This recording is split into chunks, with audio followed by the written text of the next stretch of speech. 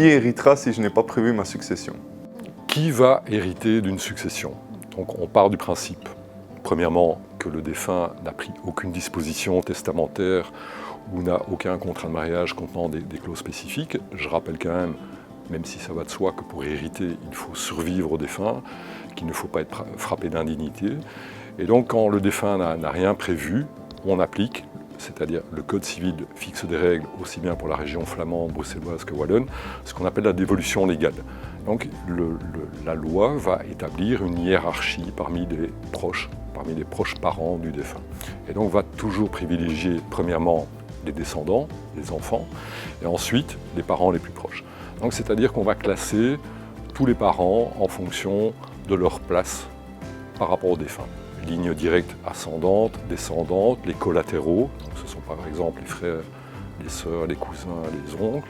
Et donc on va, dès qu'on a un héritier par exemple dans le premier ordre, cet ordre va exclure les ordres qui viennent après.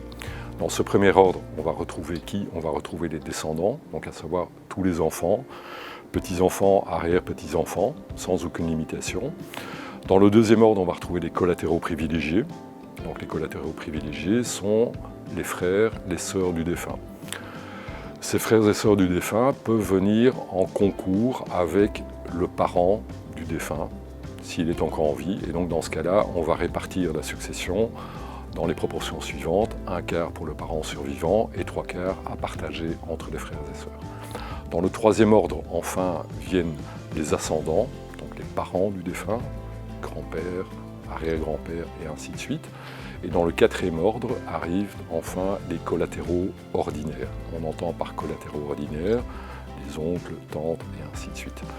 Si au sein d'un ordre il y a plusieurs personnes à la même place, admettons plusieurs petits-enfants, plusieurs enfants, on va calculer chaque fois ce qu'on appelle le degré de parenté, c'est-à-dire on peut assimiler ça à une génération, et donc un enfant va avoir la primauté par rapport à son propre enfant. Sauf cas de substitution, donc c'est-à-dire c'est le cas dans lequel le parent renonce à la succession au profit de ses propres enfants, par exemple, ou simplement si ce parent est lui-même prédécédé. Si vous souhaitez en savoir plus sur ces matières ou autres questions capitales, je vous invite à consulter notre site internet nn.be ou nos autres plateformes.